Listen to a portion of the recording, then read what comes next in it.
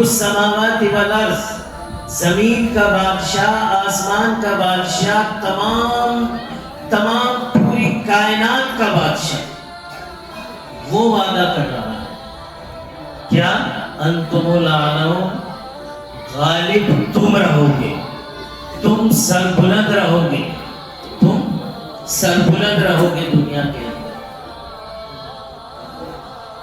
لیکن اگر حالات کا جائزہ لے کر کے دیکھیں تو کوئی حکومت، کوئی جگہ، کوئی ملک، کوئی شہر، کوئی قصبہ، کوئی دیہات، کوئی گاؤں، کوئی محلہ ایسا نظر آتا ہے جہاں ہم سر اٹھا کے جینے کے قابل ہیں؟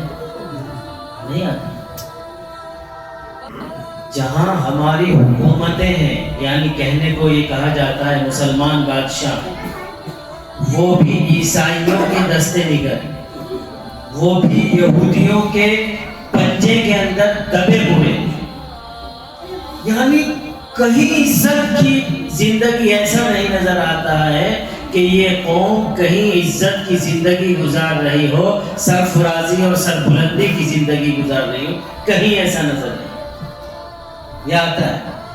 کوئی بتائے کہ بھئی فلاں جگہ پر مسلمان بہت خوشحال ہے، ترقی کر رہا ہے، اور کیا کہتے ہیں ایمانداری کی راہ پہ چل رہا ہے، اور کیا اس کے کیا کہتے ہیں اقتدار اور منصب کے پورا اپنے اقتدار اور منصب کو مکمل طور پر نافذ کرنے کی طاقت رکھتا ہے، کہیں ہے؟ ایک جگہ بھی پوری دنیا کے اندر ایسی، اگر ایک جگہ بھی ایسی ہوتی تو فلسطین میں اتنے بچوں کا قتل عام نہیں ہوتا۔ کوئی تو بولتا، کیا ان کے دل میں سینہ نہیں، ان کے سینے میں دل نہیں ہے؟ ان کے سینے میں جو مسلمان حکمران ہیں، مسلمان بادشاہ ہیں، مسلمان فوجیں ہیں، مسلمان طاقتیں ہیں، کیا ان کے سینوں میں دل نہیں ہے؟ جس طرح ہمارے دل وہ خبریں دیکھ دیکھ کر کے دکھ رہے تھے، ان میں سے بھی تو کسی کا دکھا ہوگا، ایک کا تو دکھا ہوگا، لیکن کوئی آواز اٹھی کیوں نہیں اٹھی جب دل دکھ رہا ہوگا؟ ان کا طاقت نہیں تھی ان میں آواز اٹھانے، ان میں طاقت نہیں تھی آواز اٹھانے کی۔ اللہ تبارک و تعالیٰ کہتا ہے وَأَنْتُمُ الْأَعْلَوْنَ، سربلند تم رہو گے، غالب تم رہو گے، سرفرازی تمہارے حصے میں آئے گی، دنیا تمہارے سامنے سرنگو ہوگی، دنیا تمہارے سامنے جھکے گی، تم کہیں نہیں جھکو گے۔ اور حالات کیا بتا رہے ہیں؟ ہم بس جھک رہے ہیں، ہم صرف جھک رہے ہیں، کہیں ایسا نہیں ہے کہ سر اٹھا رہے ہوں ہم اور سر اٹھا کر کے کہہ سکیں کہ ہاں ہم یہاں پر اپنے عزت و وقار کے ساتھ اور اسلامی شان کے ساتھ یہاں پر زندہ ہیں۔ پوری دنیا کے اندر، پوری دنیا کے اندر کوئی ایک جگہ کسی کے ذہن میں ہو تو بتا، جہاں کے لوگ غیرت سے جینا چاہتے ہیں ان کے بچوں کو مرنا پڑتا ہے، ان کے بچوں کو پیاسے۔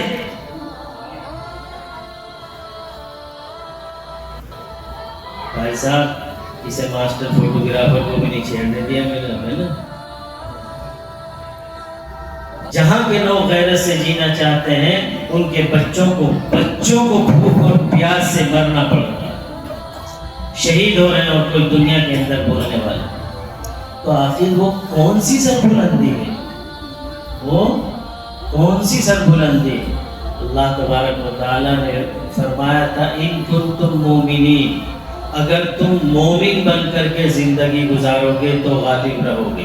وَأَنْتُمُ الْأَعْلَوْنَ، سربلند تم ہی رہو گے۔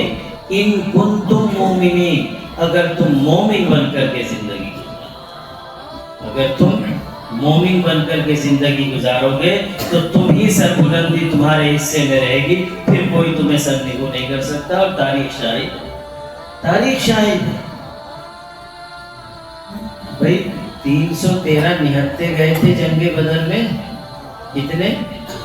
313 گئے تھے نہتے۔ کیا تھا؟ کسی کے پاس لاٹھی، کسی کے پاس ڈنڈا، گنی چنی چند تلواریں، 5-7 تلواریں، کسی نے ڈھیلا اٹھایا ہوا، کسی نے پتھر اٹھایا ہوا، اور ادھر پورا ایک لشکر اور وہ بھی پورا لیس اس سے اپنے ساز و سامان کے ساتھ 1000 آدمی 313 نہتے. لیکن اللہ تبارک و تعالیٰ نے دکھا دیا کہ طاقت ظاہری اسباب کے اندر نہیں ہے، طاقت اصل میں ہمارے پاس ہے. یہ اسباب تو نظام کائنات کو چلانے کے لیے ہم نے متعین کیے ہیں. نظام کائنات چلے اس لیے تمہیں اسباب کا پابند بنایا ہے، ورنہ طاقت جب تم ہماری مان کر کے آؤ گے تو پھر طاقت نہیں، پھر تعداد کوئی معنی نہیں. حضرت عمر رضی اللہ تعالیٰ عنہ کے پاس مصر کے گورنر تھے حضرت عمرو بن العاص رضی اللہ تعالیٰ عنہ. انہوں نے ایک خط لکھا کہ یہاں کا قانون یہ ہے کہ ہر سال ایک جوان خوبصورت کماری بچی کی بھیٹ دریا کو دینی پڑتی ہے. جب تک وہ بھیٹ نہ دی جائے دریا میں پانی نہیں آتا، قحط سالی ہو جاتی ہے ہر سال. اور عمرو بن العاص رضی اللہ تعالیٰ نے سوچا کہ یہ تو اسلام کی تعلیم سے ٹکرا رہی ہے بات، کیا کریں؟ امیر المومنین حضرت عمر فاروق رضی اللہ تعالیٰ عنہ کو لکھا کہ ایسی بات ہے، لوگوں کا یہاں پر یہ عقیدہ بنا ہوا. حضرت عمر فاروق رضی اللہ تعالیٰ عنہ نے ایک خط لکھا، کس کے نام؟ آج لوگ کہیں گے پاگل ہو گئے ہوگا نا. کسی انسان کے نام نہیں لکھا، کسی بادشاہ کے نام نہیں لکھا، جنات کے بادشاہوں کے نام نہیں لکھا، دریائے نیل کے نام خط لکھا. نہ دریا کو پڑھنا آتا ہے، نہ دریا کو سننا آتا ہے. اس دریائے نیل کے نام خط لکھا اور اس میں کیا لکھا؟ اگر تو اپنے آپ چلتا ہے تو ہمیں تیری ضرورت نہیں، اور اگر تو اللہ کے حکم سے چلتا ہے تو ہم اللہ سے دعا کرتے ہیں کہ تو جاری ہو جائے. وہ دن سو آج کا دن جب خط دریائے نیل کے اندر ڈالا گیا ہے تو وہ دن سو آج کا دن دریائے نیل سوکھا. یہ ہے وَأَنْتُمُ الْأَعْلَوْنَ إِن كُنتُم مُؤْمِنِينَ. یہ کیا ہے؟ وَأَنْتُمْ غالب تم ہی رہو گے. افریقہ کے جنگلوں میں مسلمانوں کا لشکر گیا اور اب وہاں جا کر کے پڑاؤ کیا تو پتا چلا کہ یہاں تو درندے بھی ہیں اور خوفناک جانور بھی ہیں، زہریلے جانور بھی ہیں، اور کیا کہتے ہیں ویسے موذی جانور بھی ہیں، اور انسانوں کو پھاڑ کھا جانے والے درندے بھی ہیں. تو اب یہاں پر پڑاؤ کیسے کیا جائے؟ امیر لشکر نے پورے جنگل کو مخاطب کر کے آواز دی کہ اب یہاں جو بھی جانور ہیں وہ درندے ہوں، چرندے ہوں، پرندے ہوں، جو ایذا پہنچانے والے ہیں، کان کھول کر کے سن لو کہ یہاں محمد رسول اللہ کے مہمان آ رہے ہیں. آپ لوگ اس جنگل کو خالی کر دو. تاریخ نے دیکھا ہے کہ شیر شیرنی اپنے بچوں کو لے کر کے، سانپ اپنے بچوں کو لے کر کے، ہر موذی جانور، ہر کیا کہتے ہیں تکلیف دینے والا جانور اپنے بال بچوں سمیت جنگل چھوڑے چلا جا رہا ہے. وَأَنْتُمُ الْأَعْلَوْنَ إِن كُنتُم مُؤْمِنِينَ. غالب تم ہی رہو گے اگر تم مومن رہے. غالب تم ہی رہو گے اگر تم مومن رہے. لیکن ہم اس کا مطلب یہ ہے کہ اگر سر بلند نہیں ہے تو ہم مومن نہیں، ہم مومن نہیں ہیں. بہت دور نہ جائیں. آپ کے ہندوستان میں اسلام کہاں سے آیا؟ ایک سنتے ہیں نا ابھی متعصب لوگ کہتے ہیں محمد بن قاسم لٹیرا تھا، ہے نا، سنتے ہو نا. کوئی لوگ کہتے ہوں گے یہ بنو ثقیف کا ایک مجاہد تھا، صرف 17 سال کا نوجوان. یہاں کے ایک راجا نے تھوڑی ایک بندرگاہ پر، سندھ کی بندرگاہ پر، بندرگاہ تو سمجھتے ہیں نا، ہے نا، بندرگاہ سمجھتے ہیں نا، سمندر کا کنارہ جہاں اسٹیشن ہوتا ہے، جہاں آ کر کے سمندر پہ وہ کشتیاں وغیرہ جہاز وغیرہ رکتے ہیں. تو وہاں پر کچھ مسلم مسافروں کو قید کر لیا. مسلم مسافروں کو قید کر لیا تو اب وہیں سے اسی قید سے چٹھی لکھی اس نے سلیمان بن عبد الملک کے نام، جو اس وقت کا امیر المومنین تھا، جو اس وقت کا مسلمانوں کا بادشاہ تھا، پوری دنیا کے مسلمانوں کا خلیفہ تھا۔ فاطمہ تھا اس لڑکی کا نام۔ وہ خط پڑھا اس نے اور اس کی غیرت جوش میں آ گئی۔ اس نے وہ خط تو مجھے بھی نہیں یاد نہیں، اس نے ایک فریاد کی کہ مسلم بچی تمہاری یہاں، مسلم بچیاں غیروں کے قبضے میں ہیں اور وہ بے سر و سامان ہیں اور ان کی عزتیں اور عصمتیں داؤ پر لگی ہوئی ہیں، کب وہ اپنی عزت و عصمتوں سے ہاتھ دھو بیٹھے، مسلمانوں کا بادشاہ کیا کر سکتا ہے ہمارے لیے؟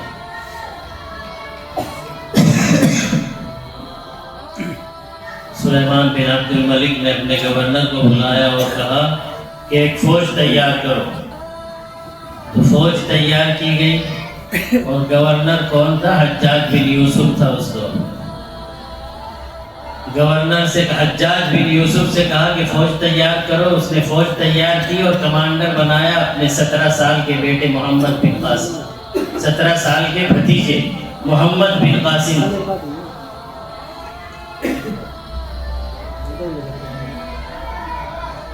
محمد بن قاسم کو گورنر بنا کر کے بھیجا اور تھوڑی سی اس کی ساتھ فوج دے دی اور اس سے کہا کہ اب تمہیں صرف اس جہاز کو نہیں چھڑانا ہے جو ہمارے مسلم مردوں اور عورتوں کا قیدی کر لیا گیا ہے، تمہیں سندھ کو فتح کرنا ہے۔ راجہ داہر تھا سندھ کا جو راجہ تھا۔ اب محمد بن قاسم، تو پہلے تو لڑائیاں ایسی نہیں ہوتی تھی، جہاز آیا اور کیا کہتے ہیں بم گرا کر کے بھاگ گیا اور ایٹم بم چلایا اور ٹینک چلائے، وہ ہوتی تھی چھوٹی چھوٹی چوکیاں ہوتی تھی، چھوٹی چھوٹی گاؤں ہوتے تھے، چھوٹے چھوٹے قلعے ہوتے تھے۔ اس قلعے کو یعنی اب وہاں سے لے کر کے جتنے راستے میں قلعے غیروں کے آئیں گے ان سب پر یا تو مزاحمت ہوگی، یا تو آپ کے ساتھ ٹکراؤ ہوگا، اور یا تو پھر آپ کا ساتھ دیا جائے گا۔ وہ دو ہی طرح کے ہوتے تھے۔ تو اس میں کیا ہوا، جتنے قلعے راستے میں آنے ہیں اگر ٹکراؤ ہوا تو سب کو فتح کرنا۔ وہ فتح کرتا ہوا محمد بن قاسم آیا، وہ صرف 3000 فوج لے کر کے مصر سے چلا تھا۔ کتنی؟ 3000 فوج لے کر کے مصر سے چلا، اور وہ جو قلعے فتح ہوتے گئے، ان قلعوں کو فتح کرتے کرتے جس وقت سندھ پہنچا ہے محمد بن قاسم تو 3 لاکھ فوج تھی اس کے ساتھ۔ یہ 3 لاکھ فوج کون تھی؟ یہ 3 لاکھ وہ فوجی تھے جس نے ان کو فتح کیا تھا۔ اگر یہ 3000 تھے، اگر وہ فتح دلوں کی فتح نہیں ہوتی تو یہ سارے کے سارے بغاوت کر کے کچل سکتے تھے نا، کہ اب تو ہم بہت سارے ہو گئے، اب تو ہم اتنے ہو گئے، آپس میں کہیں مشورہ کرتے رات کو بیٹھ کر کے سارے مل کر کے، اور پھر ساروں کو 3000 کو تو کچل دیتے۔ لیکن انہوں نے اپنے ایمان کی اور محمد الرسول اللہ صلی اللہ علیہ وسلم کی وہ تعلیم پیش کی کہ وہ دل سے اسلام کے غلام اور محمد الرسول اللہ کے سچے عاشق بن گئے۔ جو دیکھتے تھے یہ فوجیں جو ہمیں فتح کر، یعنی ان کے ساتھ انصاف اور ایسا برتاؤ ان کے ساتھ، اور ان کے ساتھ عفو درگزر کا معاملہ، اور جو مال ان کا تھا وہ ان کو واپس دینا۔ تو وہ فوج جو 3000 تھی سندھ پہنچتے پہنچتے 3 لاکھ فوج ہوئی۔ یہ کب ہوا؟ یہ کب ہوا؟ جب ہم نے محمد الرسول اللہ صلی اللہ تعالی علیہ وآلہ وسلم کے دین کو اپنا کر کے اس کے اوپر عمل پیرا ہو کر کے دنیا کو دکھا دیا، تو دنیا غلام بن گئی محمد الرسول اللہ کی۔ یعنی بھئی ایک آدمی حملہ آور ہے آپ کے اوپر، ہے نا، ایک آدمی حملہ آور ہے آپ کے اوپر، تو اس کے لیے تو دل کے اندر نفرت ہونی چاہیے نا، لیکن اس کے رویے کو دیکھ کر کے اگر اس کی محبت ہو رہی ہے تو اس کا مطلب محمد رسول اللہ صلی اللہ تعالی علیہ وسلم کی تعلیم میں وہی کمال ہے جو اللہ تبارک و تعالی نے فرمایا وانتم الاعلون، سربلند تم ہی رہو گے، بس تم مومن بن کر کے، بس تم مومن بن کر کے دکھاؤ۔ تو اللہ تبارک و تعالی نے وہ کر دکھایا، 3,000 کی فوج 3 لاکھ کا لشکر بن گیا، اور راجہ داہر کی خود بہن ان کے رویے کو دیکھ کر کے مسلمان ہوئے۔ آج کیوں لوگ ہم سے نفرت کر رہے ہیں؟ غور کرنے کی بات یہ ہے، وہ تو تھے تو آبا وہ تمہارے ہی، مگر تم کیا ہو؟ آج کیوں لوگ ہم سے نفرت کر رہے ہیں؟ قابل غور بات یہ، کوئی محبت سے نام لینے کو تیار نہیں۔ کوئی سوشل میڈیا اٹھا کر کے دیکھ لو، بڑا والا میڈیا اٹھا کر کے دیکھ لو، اگر ہم میں سے کسی کے اوپر ایک چھوٹا سا داغ لگ جائے تو اس داغ کو جرم بنا کر کے پیش کیا جاتا ہے۔ آخر اتنی نفرت ہمارے لیے کیوں ہے دلوں میں؟ دل تو سب کے اللہ کی مٹھی میں نہیں جی، میڈیا نے پھیلا دی نفرت، ہے نا؟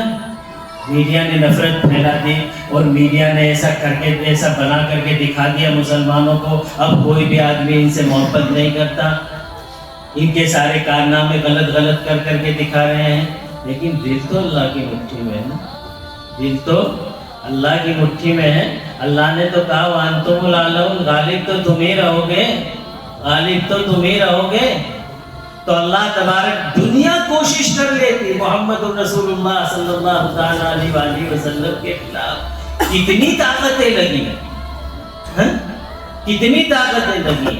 چند تھوڑے سے لوگ حبشہ چلے گئے کہ وہاں جا کر کے عزت کے ساتھ اور کیا کہتے ہیں سکون کے ساتھ ہم اللہ کی عبادت کرنے لگیں گے۔ محمد رسول اللہ صلی اللہ علیہ وسلم نے تھوڑے سے اپنے ایسے جب لوگوں نے جینا محال کر دیا مکے میں، تو اللہ تبارک و اللہ کے رسول صلی اللہ علیہ وسلم نے صحابہ کی ایک جماعت کو کہا تم حبشہ چلے جاؤ، وہاں تک پیچھا کیا، وہاں کے بادشاہ کو ورگلایا، بادشاہ سے کہا یہ لوگ اپنا دین و ایمان چھوڑ کر کے آئے ہیں، یہ تمہارے ملک میں بھی فساد پھیلا دیں گے۔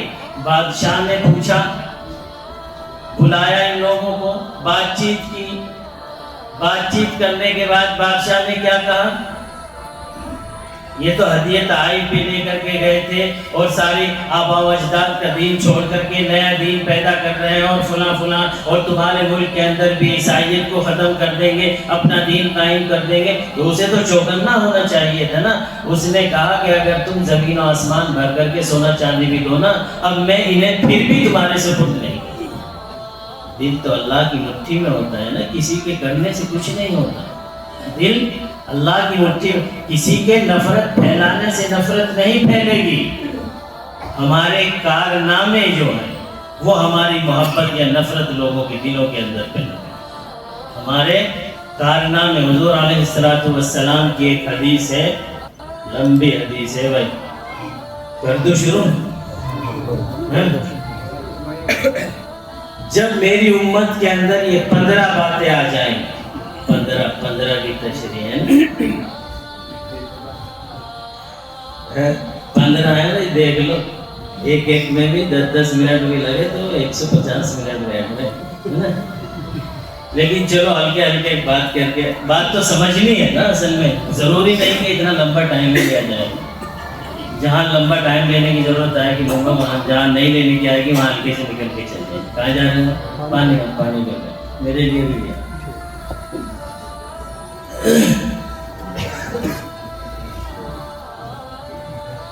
وہ ٹھنڈا مت لانا بھائی، نارمل سا پانی لانا بالکل۔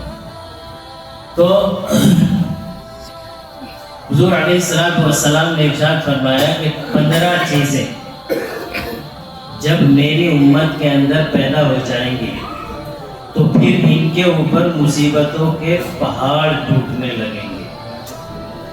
اور ایک روایت میں ہے کہ اللہ کے رسول نے فرمایا، پھر ایسے جانے دو بھائی بچہ ہے بالکل مت دیکھو اس کی طرف، 3 مرتبہ اٹھ چکا، اسے غریب کو زبردستی بٹھا دیا۔ تو 15 چیزیں جب ہوں گی تو ان کے اوپر مصیبتوں کے پہاڑ ٹوٹنے لگیں گے۔ اور ایک روایت میں ہے کہ مصیبتیں اس طرح آئیں گی جس طرح کوئی موتیوں کا ہار ٹوٹ جائے اس کا دھاگا اور اس میں سے موتی پے در پے نکل رہے ہوں۔ ایک مصیبت آئے گی، دوسری آئے گی، وہ ختم ہوگی، تیسری آئے گی، وہ ختم نہیں ہوگی، چوتھی آئے گی، اس کے بعد پانچویں، اس طریقے پر مسلسل مصائب میری امت پر آئے گی۔ اگر یہ 15 چیزیں اس کے اندر آ گئی، اب دیکھنا ہے ہمیں یہ 15 چیزیں ہمارے اندر ہیں یا نہیں۔ سب سے پہلے حضور علیہ السلام نے ارشاد فرمایا کہ مال غنیمت کو ذاتی دولت سمجھا جانے لگا۔ مال غنیمت کو ذاتی دولت۔ اب یہ مال غنیمت کیا ہوتا ہے، اس کی تھوڑی سی تشریح کر دو۔ آج کل مال غنیمت ہے ہی نہیں دنیا کے اندر، آج کل مال تھوڑی سی تشریح یہ کر دو۔ حق اور باطل کے درمیان جو جنگ ہوا کرتی تھی، ہے نا، تو جب حق کو فتح ہوتی تھی، حق کو ہمیشہ فتح ہوئی ہے، جب حق کو فتح ہوتی تھی تو باطل والے اپنا ساز و سامان چھوڑ کر کے بھاگ جاتے تھے۔ وہ جو حق والی جماعت ہوتی تھی وہ اس ساز و سامان پر قبضہ کر لیتی تھی، یہ مال غنیمت ہوتا تھا۔ اسلامی قانون اس کا یہ ہے، اس کا اسلامی قانون یہ ہے کہ اس میں سے جو 5 حصے کیے جائیں گے، ایک حصہ بیت المال میں جمع کیا جائے گا، یعنی تمام مسلمانوں کا جو خزانہ ہوتا ہے اس کا نام ہوتا تھا بیت المال، بیت المال میں جمع کیا جائے گا، اور باقی کے جو 4 حصے وہ فوج میں تقسیم کیے جائیں گے، جو مجاہدین لڑ رہے تھے ان میں تقسیم کیے جائیں گے باقی کے 4 حصے۔ اور یہ تقسیم جب تک یہ تقسیم صحیح رہی، آپ نے وہ واقعہ سنا ہوگا، بہرحال بات لمبی ہو جائے گی، واقعات کی طرف نہ جا کر کے، بہرحال یہ تھی، لیکن جب تک ایمان کامل تھا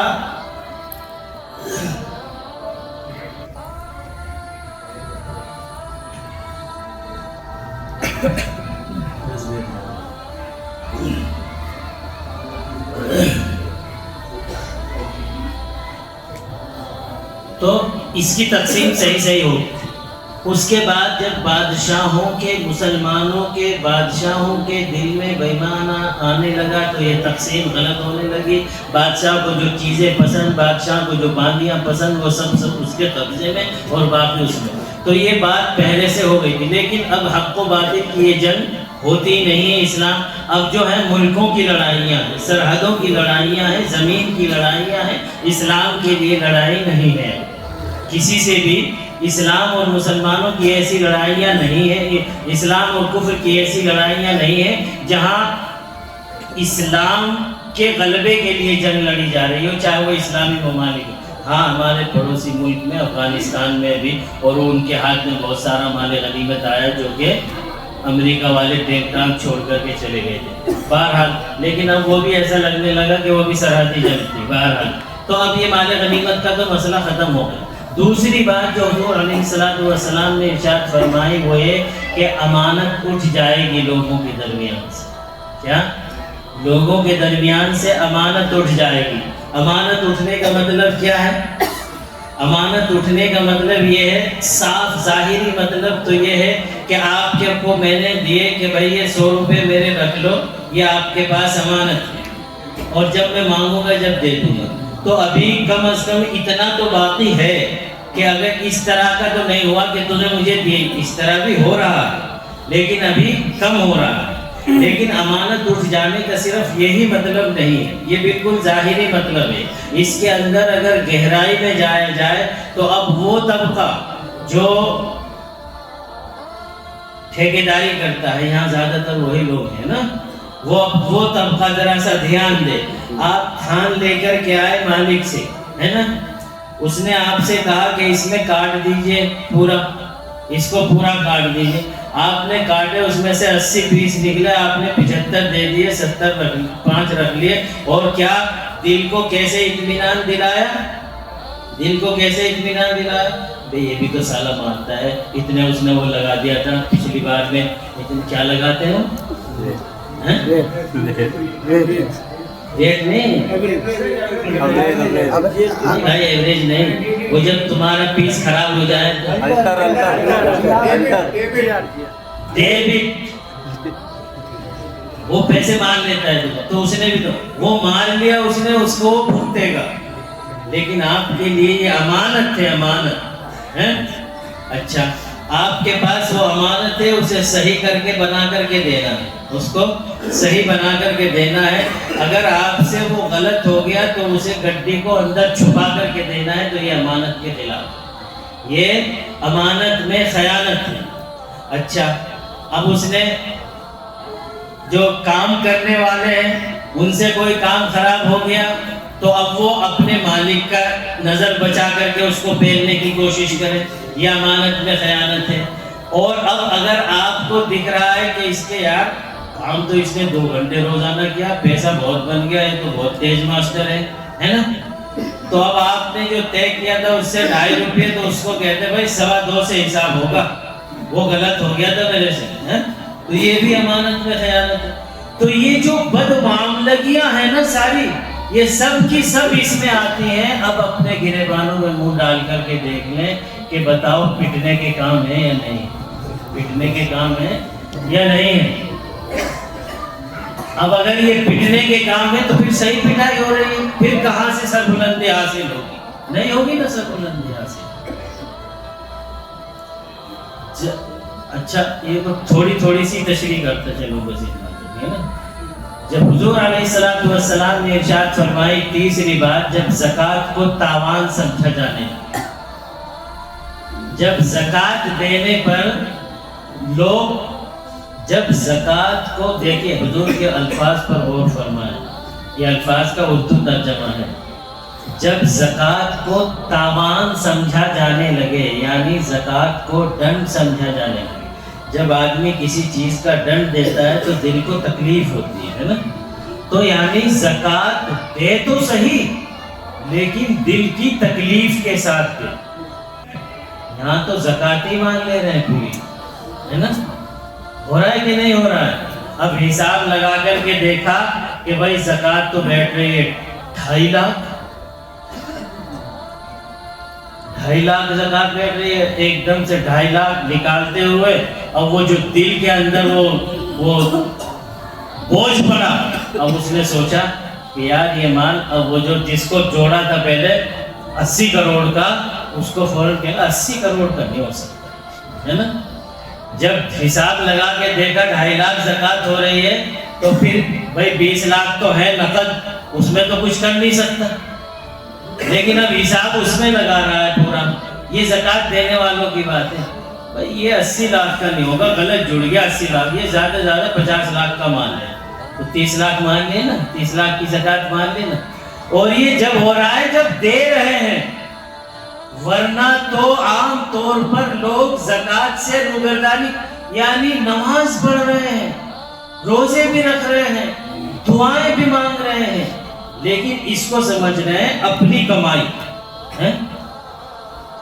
جس طرح نماز فرض اسی طرح زکوٰۃ فرض, جس طرح روزہ فرض اسی طرح زکوٰۃ فرض, جس طرح حج فرض اسی طرح زکوٰۃ فرض, جس طریقے پر کلمہ لا الہ الا اللہ پڑھنا فرض ہے اسی طریقے پر زکوٰۃ دینا بھی فرض ہے.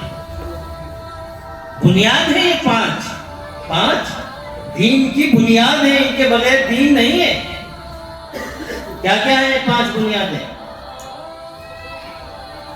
بتائے گا بھائی کوئی دین کی 5 بنیاد کیا کیا؟ ہاتھ اٹھا دو, بس بتانا ہوگا, پوچھوں گا نہیں کسی سے بھی, ہاتھ تو اٹھائے دو, دیکھی جائے گی جیسا کچھ ہوگا. ہم نے بھائی اب تو کہہ بھی دیا, پوچھوں گا نہیں. زکوٰۃ کی اس دین کی بنیاد 5 ہیں. ایک تو کلمہ طیبہ لا الہ الا اللہ, یہ تو بالکل, یہ تو ہر مسلمان کو پتہ ہونا چاہیے. زکوٰۃ کی دین کی بنیاد 5 ہیں, کلمہ طیبہ لا الہ الا اللہ, نماز, روزہ, زکوٰۃ اور حج. بالکل آسان سی بات ہے نا, سب کو پتہ ہونا چاہیے. تو یہ تو بنیاد ہے. اب اس میں اگر آدمی حساب لگا کر کے یہ سوچ رہا ہے یار 2.5 لاکھ جائیں گے 1 کروڑ میں سے, تو پھر گویا کہ یہ اس 1 کروڑ کو اپنا مال سمجھ رہا ہے, یہ اس 1 کروڑ کو اپنا مال سمجھ رہا ہے. ورنہ اگر اس کو اللہ کی عطا سمجھتا اور یہ سمجھتا کہ روزی دینے والا اللہ ہے, رزق دینے والی ذات اللہ کی ہے, اور اسی نے مجھے یہ 1 کروڑ دیے ہیں, لہذا میں اس 1 کروڑ میں سے اگر 2.5 لاکھ اس کے نام پر نکال دوں گا, اس کا حق تو یہ ہے کہ جان دی ہوئی اسی کی تھی, حق تو یہ ہے کہ حق ادا نہ ہو. اس کا حق تو یہ تھا بھائی اگر اس نے دیا اسی نے مانگ لیا تو یا اللہ جتنا کہے تو اتنا دے دوں، لیکن اللہ نے ہماری فطرتوں کو دیکھ کر ہم پر احسان کیا بس 2.5% دے، لیکن اس کو بھی ہم لوگ نہیں دے رہے۔ اور اب کہ تو بھائی تھوڑا سا مسئلہ بھی گڑبڑ آ گیا ہے نا، چاندی بہت مہنگی ہو گئی سنا ہے نا، جس کے پاس رکھی تھی چاندی 1 کلو وہ سمجھ رہا تھا چلو زیادہ 80,000 کی کتنی زکوٰۃ بیٹھے گی 2,000 دے کے چھٹی کر دے، لیکن اب تو وہ 3 لاکھ کی ہو گئی سنا چاندی، اور وہ تو گر کے ہو گئی، کیا پتہ رمضان تک سب تجربے کار لوگ بتا رہے 6 لاکھ تک پہنچ جائے گی، اگر 6 لاکھ پہ پہنچ گئی تو زکوٰۃ بڑی لمبی بھاری پڑے گی ہے نا۔ تو اب کے تو بیوی کو یہ کہیں گے یہ تیرا ہے، بیوی کہے گی نہیں تمہارا یہ ہے نا۔ اب کے تو یہ والا مسئلہ چلنے کی زیادہ آسان ہے، یہ سب کچھ کرنا یہی ہے وہ زکوٰۃ کو تاوان سمجھنا۔ حضور علیہ السلام کے وہ جملے جو میں نے شروع میں عرض کیے تھے، حضور علیہ السلام، یہ ہنسی تو بیچ میں چلتی رہے گی، لیکن وہ بات ذہن میں رہنی چاہیے کہ اگر یہ حالات آئیں گے تو اس امت پر مصیبت موتھار کے ٹوٹے ہوئے دھاگے کے موتیوں کی طرح ہوگی، یکے بعد دیگر مسائل آتے رہیں گے۔ بتلائیے پھر اب ہم آلون کے ہم سر بلند رہنے کے قابل ہیں یا پٹنے کے قابل؟ چوتھی بات اللہ کے رسول صلی اللہ تعالیٰ علیہ وآلہ وسلم نے ارشاد فرمائی، انسان اپنے بیوی کی فرما برداری کرنے لگے۔ یہ میرا بچہ اکثر ہے اور کوئی نہیں، اللہ بہتر جانے کیوں سر، یہ میرے گھریلو حالات ہیں بھائی، ان کو یہاں ظاہر نہیں کیا جا سکتا ہے۔ تو جب اللہ کے رسول صلی اللہ علیہ وسلم نے ارشاد فرمایا جب انسان اپنی بیوی کا فرما بردار ہو جائے، یہ 2 باتیں ایک جگہ، بیوی کا فرما بردار ہو جائے اور ماں کی اطاعت سے منحرف ہو جائے، 2 باتیں، بیوی کا فرما بردار ہو جائے اور ماں کی اطاعت سے منحرف ہو جائے۔ اب آج کل کیا چل رہا ہے معاشرے میں نے ایک بات کہی جس کا میری سے نگاہ ملی، اس کے چہرے پر ہنسی آ گئی، اب ہر آدمی اپنے گریبان میں منہ ڈال کر کے دیکھ لے کہ اس کو ہنسی آ رہی ہے یا اس کے حالات کیسے ہیں، اور یہ وہ کڑوی سچائی ہے۔ دیکھیے ایک بات، اللہ تبارک و تعالیٰ نے مرد کو حاکم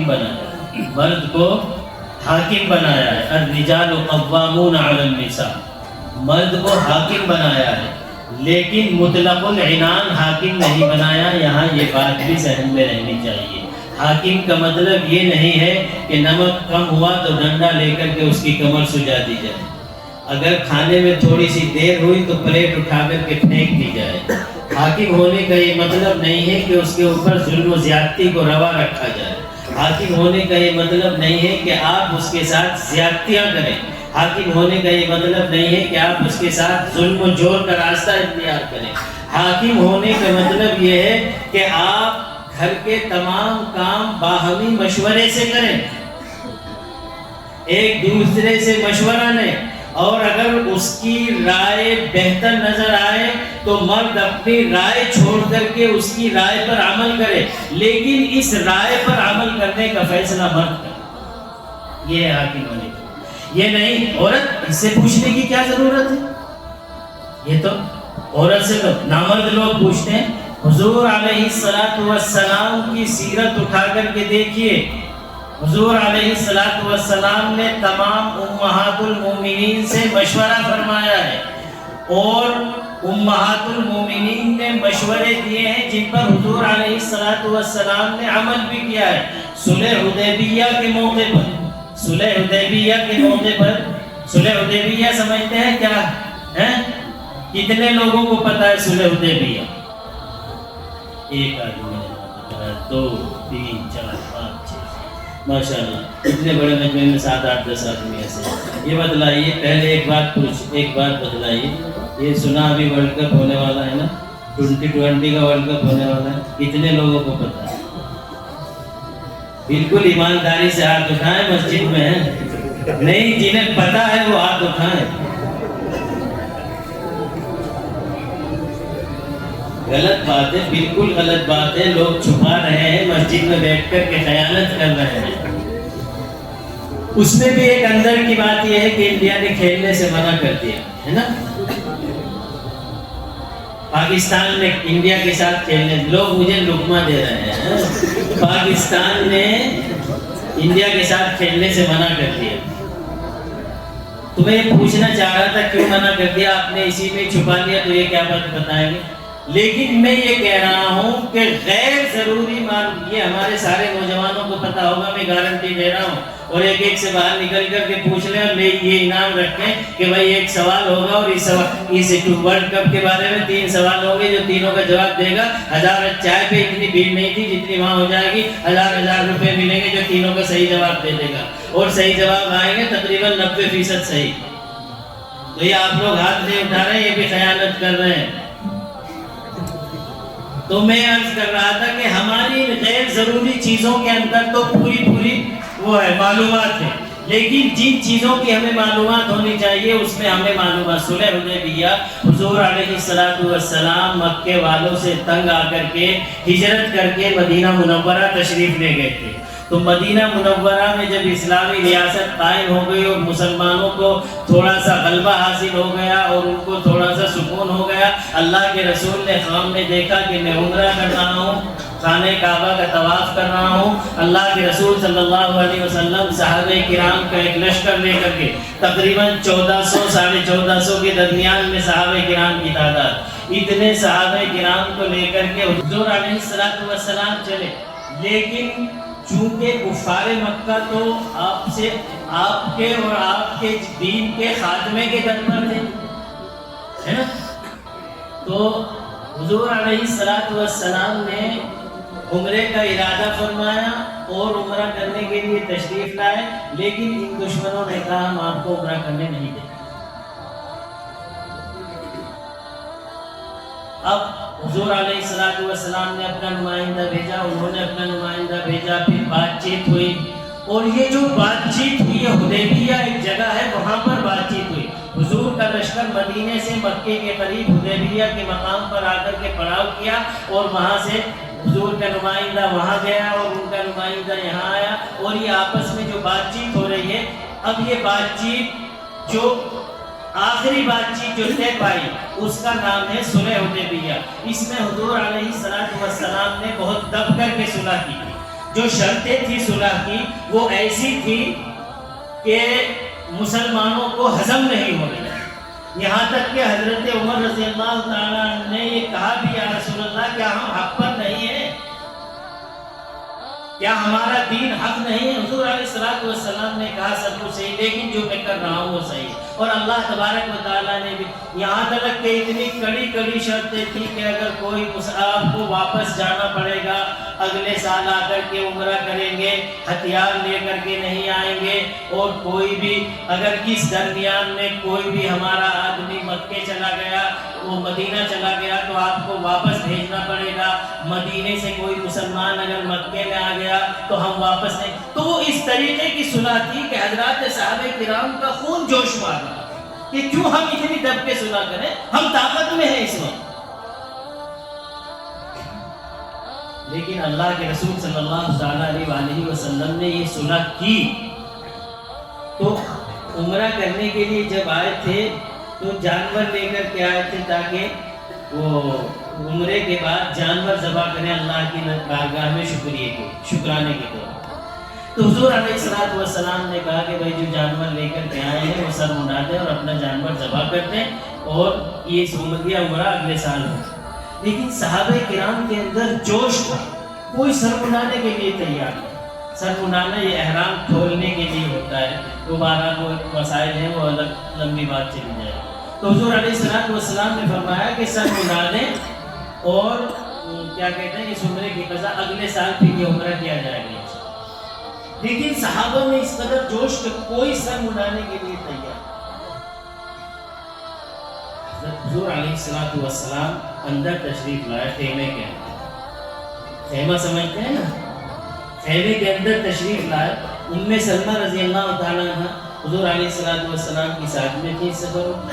سلمہ رضی اللہ تعالیٰ عنہ سے حضور علیہ السلام نے کہا پتہ نہیں میرے ساتھیوں کو کیا ہو گیا ہے, میں کہہ رہا ہوں سر منڈا دو اور احرام کھول دو, کوئی احرام کھولنے کے لیے تیار نہیں. حضرت سلمہ رضی اللہ تعالیٰ عنہ نے مشورہ دیا یا رسول اللہ آپ باہر تشریف لے جائیں خیمے سے اور سر منڈا دیں, آپ سر منڈا دیں. حضور علیہ السلام نے حضرت سلمہ رضی اللہ